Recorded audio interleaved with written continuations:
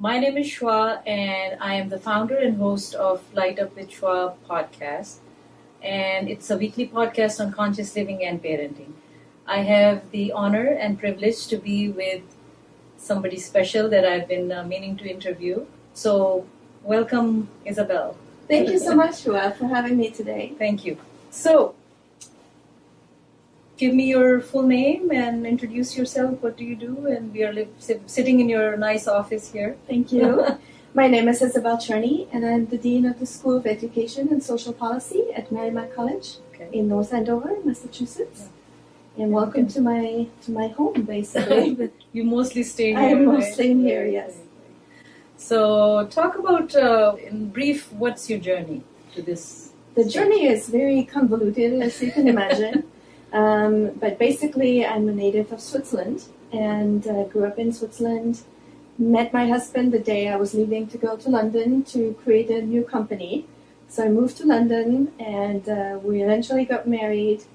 And when I went back to Switzerland after we were married, I took on a job in software industry and had my first child. And decided, and actually at the time in Switzerland it was hard to even find a childcare center, but I really wanted to raise my child. And so I sort of became a mother and stayed home for a while. And my husband's parents were starting to get really old, and he wanted to return to the United States. So we decided to find a job for him in the Midwest. And we moved to Omaha, Nebraska. By then I had my second son. And we moved to Omaha, Nebraska. I still remember, even though my English was relatively good, it was really a foreign culture to me. And the first woman that I actually met at a place there, she came up to me and she said, "What do you do?" And I said, "I'm home with my children." And she literally walked away from me. Oh, wow. And why do you think that was? Because it was about what you do and not who you are. And it sort of gave me this... I'll come back to this. Do talk about it, like in your experience. Yes. What do you think? It sort of created this reaction in me in a way that I hadn't anticipated. But it was... Had you felt this before in your life? No. I always felt, I think it was hard to step out of my business sort of entrepreneurship. The company ended up really successful, and in Switzerland. That was in London. Oh, that's in London. Okay. Yes. Okay. And when I returned, so how long were you in London? Really, only a year. Oh, okay. And in part because the person who opened that with me, that company, returned to Switzerland himself as well, and new ownership was coming in. Would you like to talk about what the business is, so that we can, if there is an advice for the new, young people, what was the business? Do they want to choose that, or do they want to be a dean of? That was many, many years ago in the 80s when manufacturers. So I worked for Digital Equipment Corporation, and at the time, it was the number 2 software company in the world, a hardware company in the world. Actually headquartered here in the Northeast. About 30,000 people worked around Boston for DEC. And I worked at the European headquarters. My job was to entice software companies at the time to use a Unix platform to develop applications. And so I traveled all over Europe. I was really young, in my early 20s, to convince software manufacturers to move into the Unix. How was that experience? It was amazing, because I didn't know what I was doing. And so in a way, I didn't, it was, I got to know so many interesting people. And because I didn't have an agenda, basically, I was just telling them what that could do for their jobs and future. I guess I sounded really convincing, because several people said, "Oh, sure, yeah." Did you believe in what you were doing? I did. Maybe that's why you came out to be authentic or genuine, maybe? That's why they were convinced? I think so. Is there any other reason? No, I think I have to be authentic if I want to sell anything, right? And as a dean, you sell your products as well.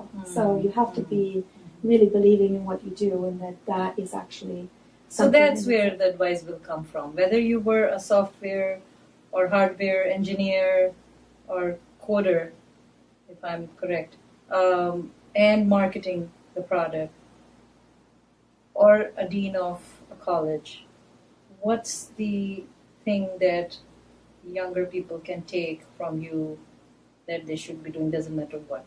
Yes, and it is to be authentic, to know what, as I said, I didn't really completely know what I was doing in the sense of I was not an engineer. I understood. But you were only in 20s. Mm-hmm. Are you supposed to know everything at that time? No. Okay. I think what they saw in me was somebody who works hard, somebody who is not afraid of tackling something new, I like people, so I go towards people. Although I'm an introvert, I enjoy hearing their stories, a little bit of what you do. So I'm fascinated by how people get their journey, what their journey is like, and how that changes by sometimes what people say to you. Sometimes you meet somebody who opens a door you didn't know existed. And if you are curious and open to new, I want to say adventures, but it's usually a calculated risk. It's not a complete, yes, I'm going to skydive tomorrow. That I wouldn't do.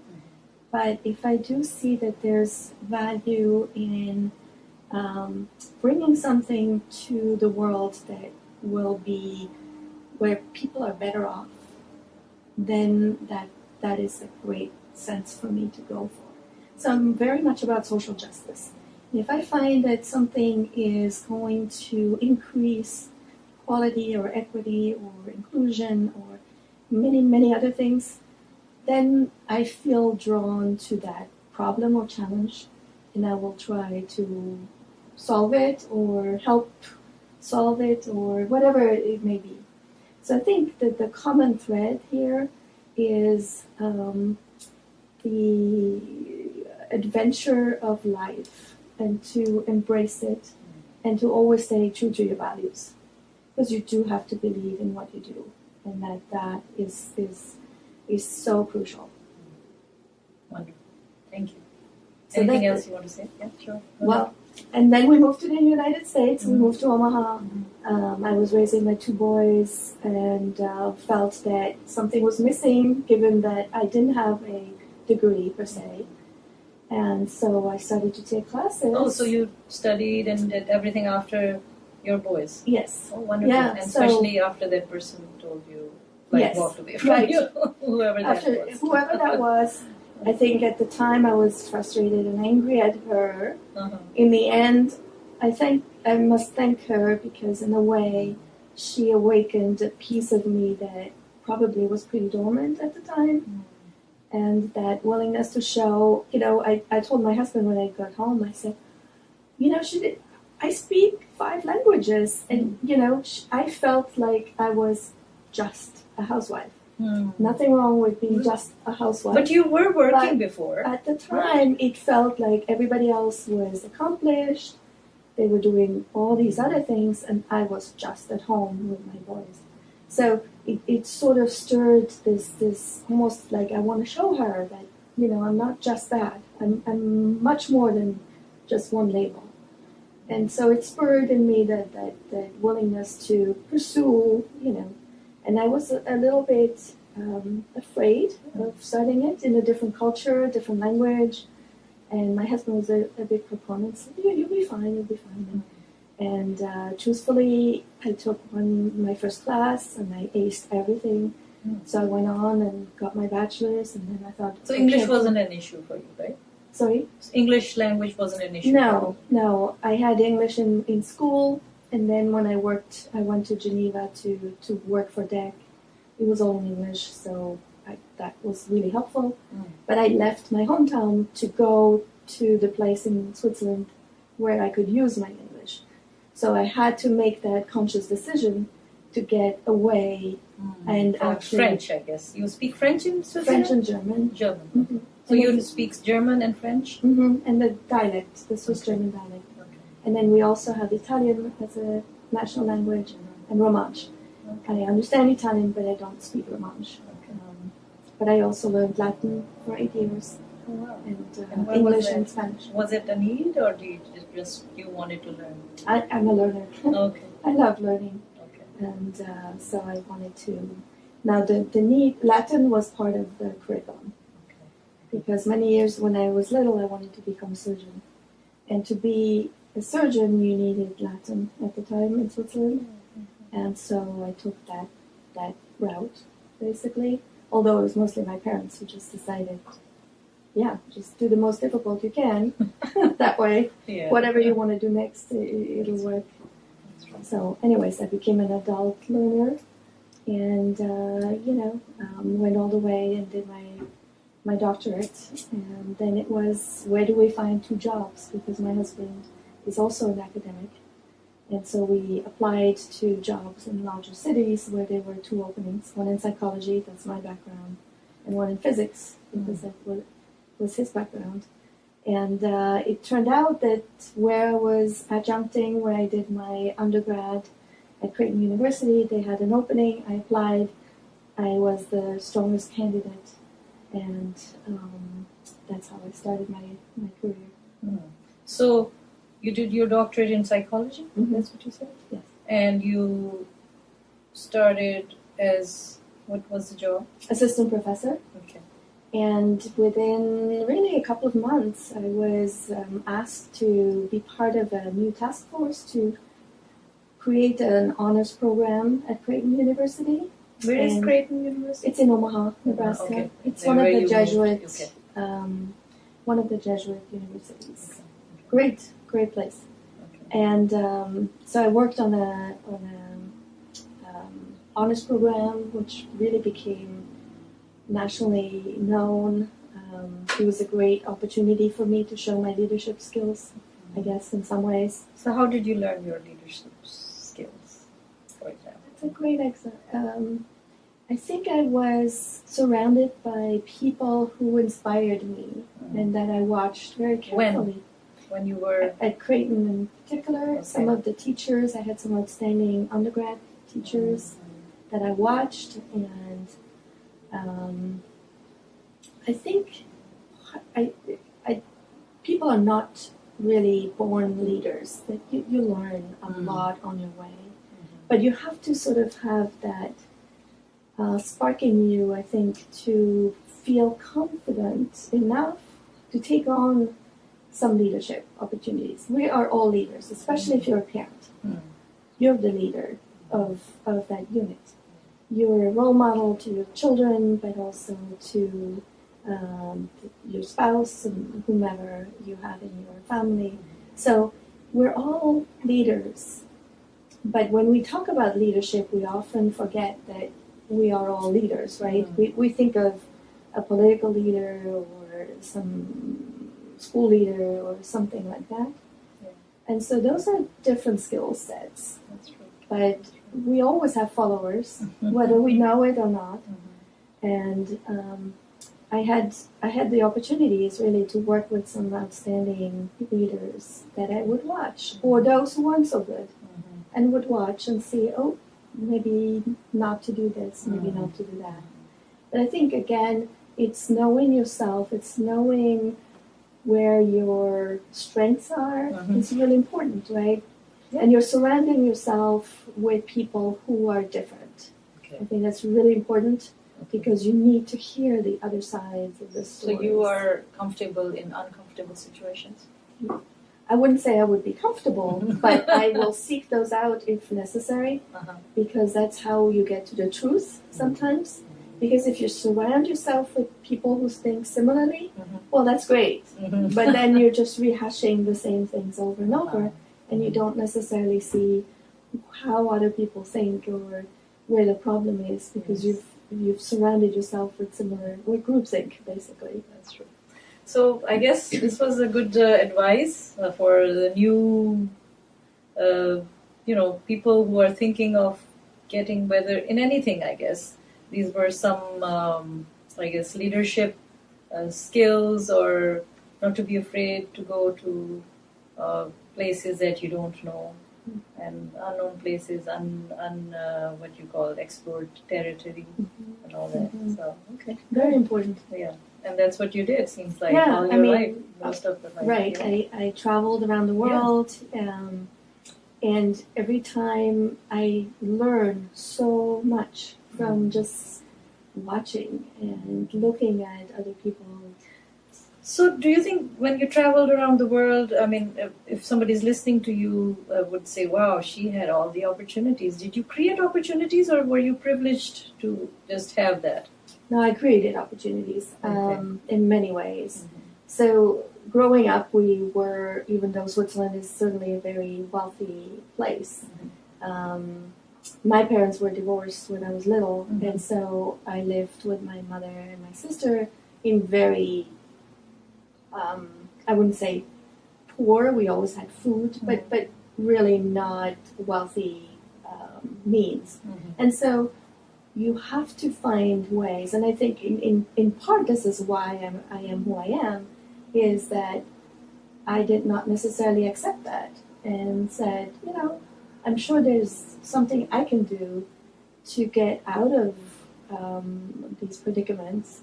And so I sought out certain things. So like I would tell my students, if you present somewhere at a conference, for example, make one connection. That's all I'm asking. One connection. That connection will make another connection for you as you meet again. And it has worked wonders for me over the years, is that all these one-on-one connections have become these thousands of connections, literally. It's like a snowball effect, right? They just get bigger and bigger. And so you get this network of support, this network of people who will tell you, I know who to go to, who will tell me, that's ridiculous. Don't do that. Or, yes, this is a great idea, right? So I know who's going to tell me the truth, who is going to support me, who is going to, So okay, this is very good. So you must have experienced this. How do you identify that? Like, how do you differentiate between all these people? That has come over a long period of time. And, the friends that you think are friends are not always the friends that are friends.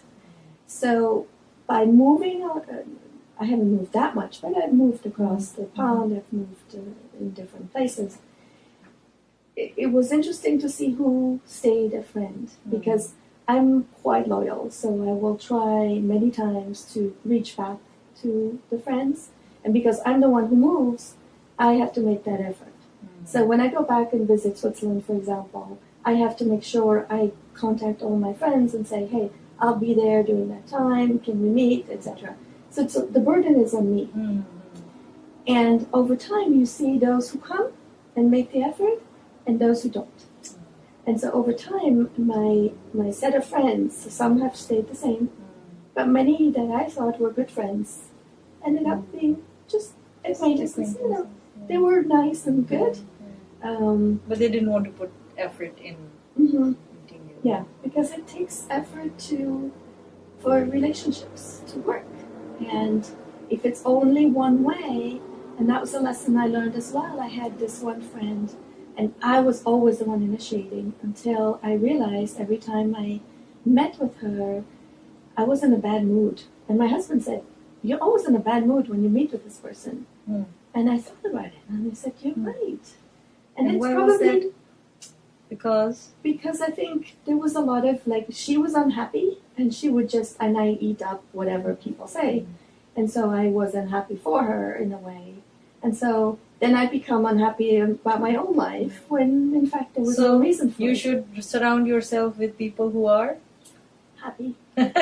Also, in addition and hopeful and positive. Who are drainers or drain your energy. You need those. Yeah. You need those because some people just suck out the energy. Yes, that's what I was. And I decided then and there when he said that, I said, I don't need that relationship. it's Yeah, not there's no good for me. obligation, right? No. Yeah. So, and that was okay. But it takes a while to go through these stages. It's almost you accumulate a lot of people over time, but they're not always all there for the right reason. And sometimes they surround you because of the wrong reasons, right? Because you may open up something for them, or let's say I'm not wealthy, but if I were wealthy, I could see that would be difficult because you don't know, is this friend now there because of me or because of what I can provide for them, right? So what is to be wealthy? For me, being wealthy would be, and I'm using the word differently now. This example was really much about money. Wealthy for me is really having the opportunity and sort of to have the wisdom about life, about what is important. That friend couldn't see that. You had that? Do you think you had wisdom, quality? You had At the time? Yeah. No. No, okay. No, I think for me at least that wisdom has come over, and I'm not there yet, by all means.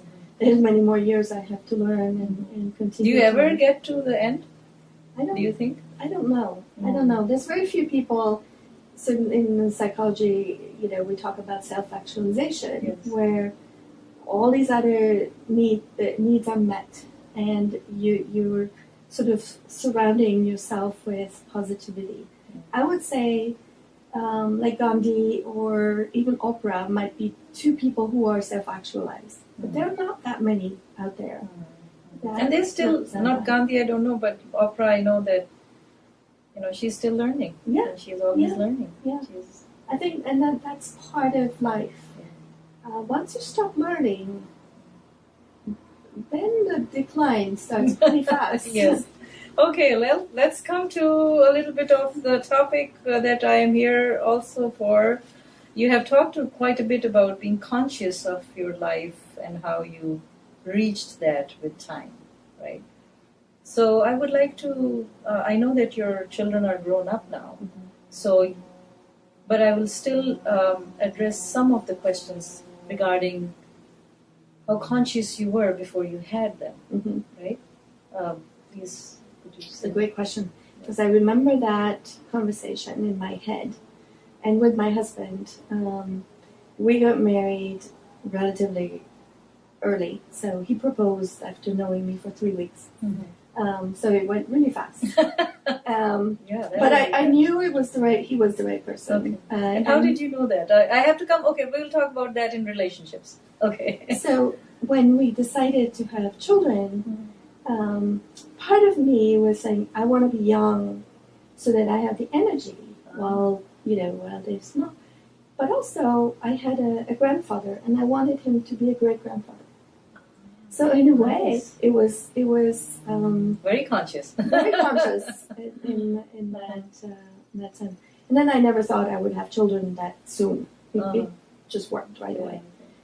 So I always thought, it's going to take a while, and we were living in 2 different countries. He was living in Germany, I was living in Geneva at the time. And so, anyways, it was, it happened really fast. But I do remember thinking about it would be good because his parents were getting older, that they would have grandchildren. So you were still thinking were you thinking anything about yourself? Other than being young. Being young and having the energy. Okay. And not having any money. Okay. Yeah. But when you're younger, it takes time to get there. Okay, that's good. So, and then how did you bring them up? Like, was that a conscious effort? Did you learn? Yeah. You weren't, you hadn't studied at that time about psychology or anything? Right, okay. No. Okay. So it was, I was given a book the first 3 years. Who gave you the book? I think I bought it. Okay. I bought the book, but somebody told me about the book. So it was one that I read really a lot, just to make sure I was doing the right things.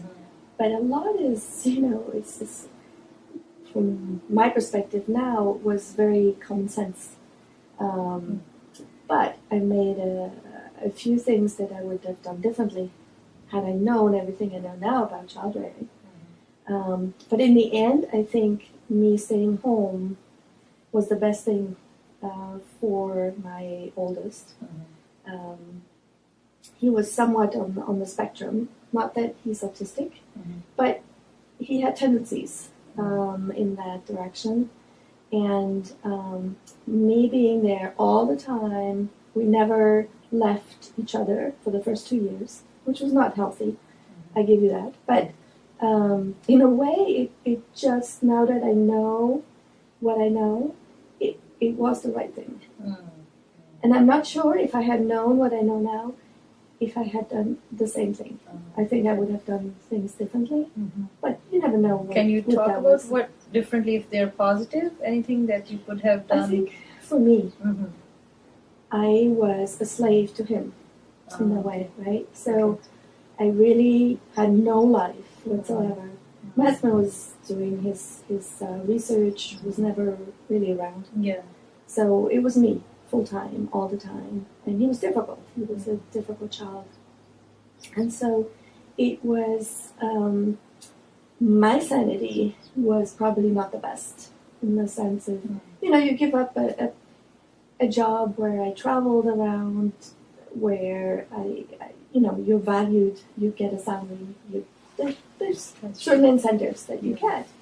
And none of my friends had kids. Nobody. So I was alone in this apartment that we were renting from somebody else, and not even our furniture, with this tiny baby who cried a lot. And so I know that probably what I would have done was paid for a nanny or somebody just to get out of the house here and there. Or so you think that is important to have some break? Yes. Because you don't have any family to help. No. And my husband was always absent. Yeah. So, to connect with your spouse is important. To feel connected to the world is important.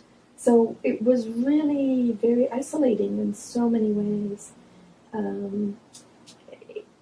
So from that perspective, and truthfully now, looking back, if I had continued on my career, who knows where I would be, right? You never know. But I think for my sanity, it probably would have been better to do a few things here and there. Thank you for watching part 1 with Isabelle Cherney. Please stay tuned for part 2 with Isabelle as well.